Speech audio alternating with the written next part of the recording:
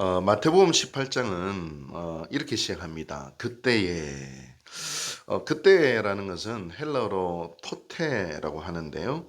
이것은 이제 앞의 내용과 뒤의 내용이 다를 때, 그렇게 시작해요. 시간적인 의미가 아니에요. 때의 의미라기보다도 앞의 내용과 뒤의 내용이 다를 때에 다른 이야기가 전개될 때 사용한 단어가 그때에 토테 이렇게 이야기를 합니다.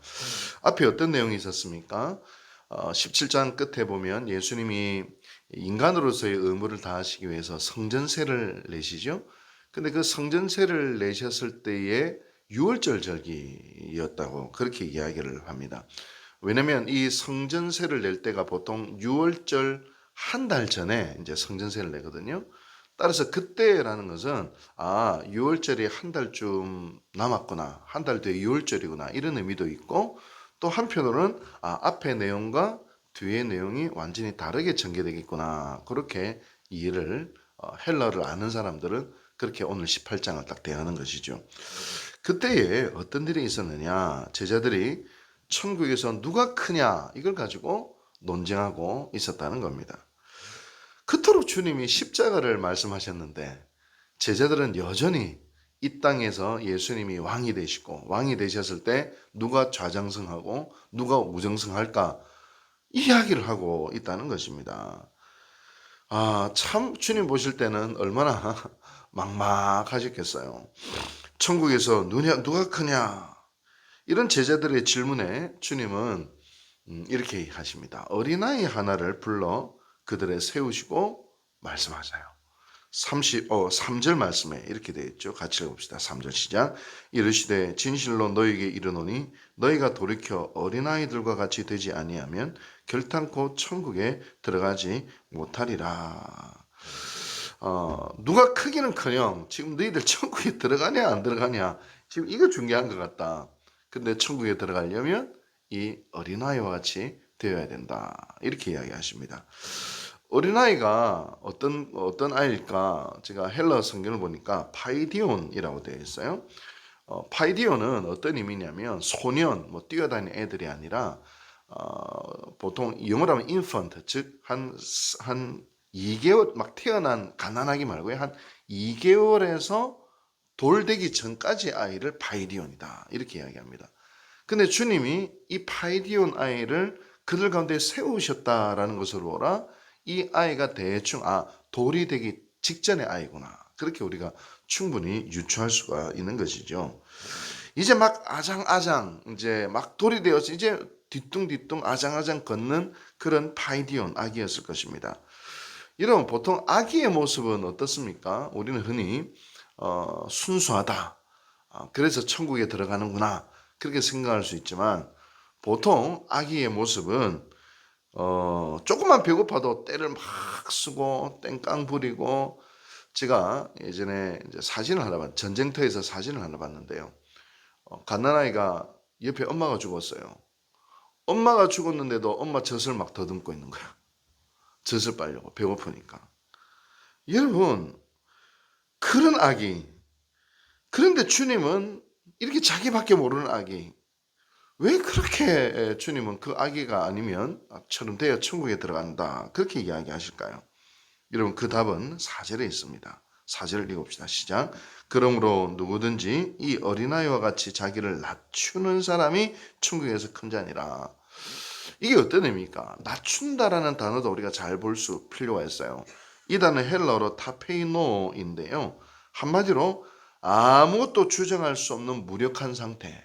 이게 바로 낮춘다, 이런 의미를 가지고 있어요. 다시 말하면 이 파이디온 아기의 특징은 타페노다, 즉 아무것도 할 수 없는 무력한 존재이다 라는 것입니다. 다시 말하면 아기는 전적으로 자신의 생명을 누구에게 의지합니까? 부모에게 의지하잖아요. 그 생명은 오로지 부모에게 달려 있습니다. 엄마가 주는 젖, 아빠의 보호, 그게 없으면 이 파이디온은 죽을 수밖에 없습니다. 전적으로 무능력한 상태, 전적으로 아빠, 엄마의 생명이 의지되어 있는 상태, 바로 이게 파이디온입니다. 그게 바로 타페이노라는 의미를 가지고 있습니다.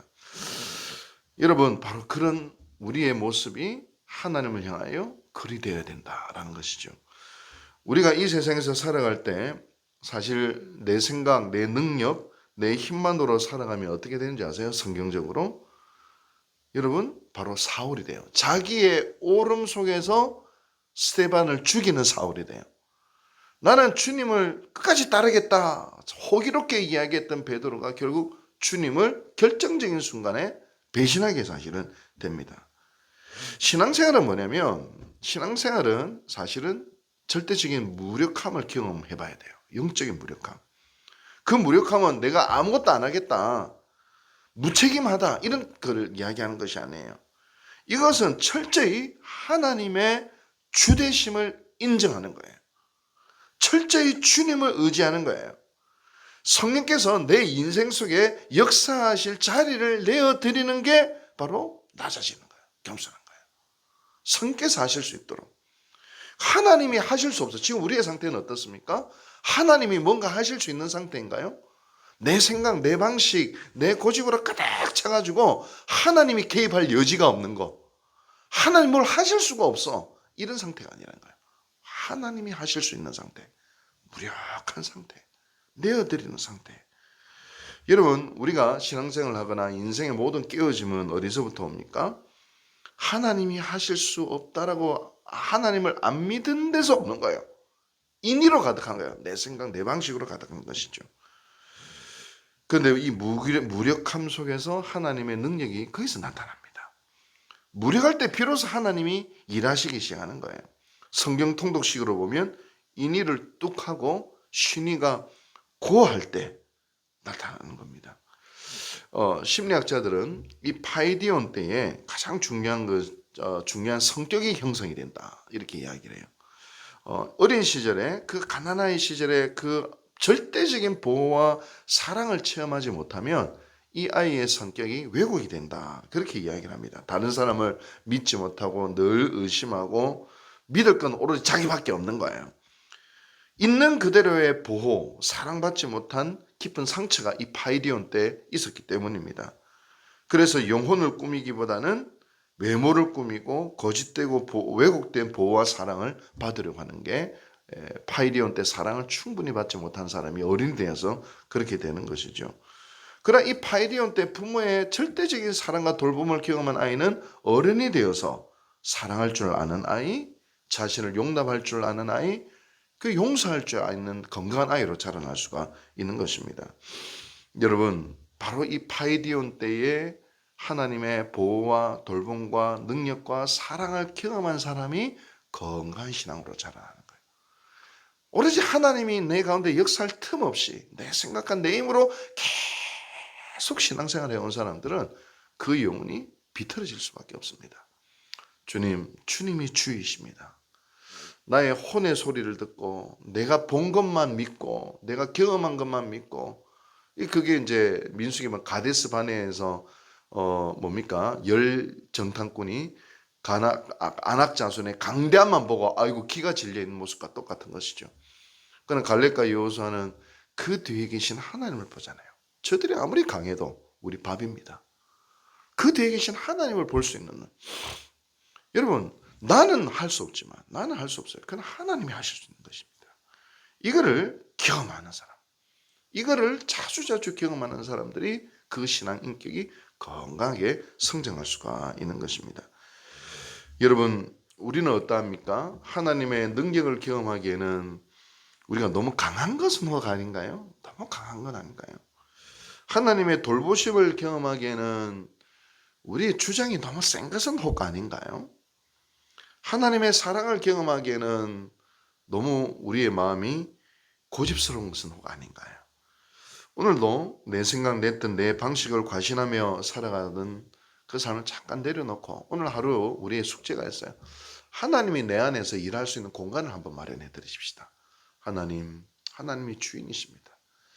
내 생각도 있고 내 뜻도 있고 내 열심도 있지만 그러나 하나님이 오케이 해주지 않으시면 난 아무것도 할 수 없습니다. 내 삶의 바운더리 속에서 하나님이 하실 수 있도록 하나님을 한번 초대해드리고 바로 거기서 영적인 무력함 속에서 하나님의 돌보심과 하나님의 사랑을 경험해 보시는 오늘 하루가 되시기를 주님 이름으로 축복합니다. 기도하시겠습니다. 자비하신 주님 감사드립니다. 오늘 우리는 하나님이 역사하시기에 너무 강하게 살았습니다. 하나님이 우리에게 하실 말씀이 있는데 우리의 뜻이 너무 강해서 하나님의 뜻이 들려오지도 않았습니다. 하나님은 우리 안에서 역사하시기를 원하는데 우리는 하나님을 내 인생의 바운더리 속에 모셔드릴 만한 공간이 전혀 없었습니다. 그저 내 상처대로, 내 고집대로, 내 생각대로, 내 바램대로 인리로 가득한 삶을 살아왔습니다. 주님 용서하여 주십시오. 이제 겸손히 나의 무력함을 드러내고 하나님이 나의 주인이십니다. 주님이 허락하지 아니하시면 아무것도 할 수 없습니다. 내가 보기에는 힘든고 어려운 길이지만 바로 주님의 뜻이 거기에 있으니 믿음으로 순종하였습니다. 고백하며 나아가는 어린아이와 같은 모든 성도들 되게 도와 주시옵소서. 그래야 우리의 삶 가운데 오히려 하나님의 능력을 경험하고 하나님이 하시는 것을 볼 수 있도록 주여 도와 주시옵소서.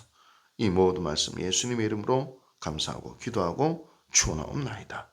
아멘.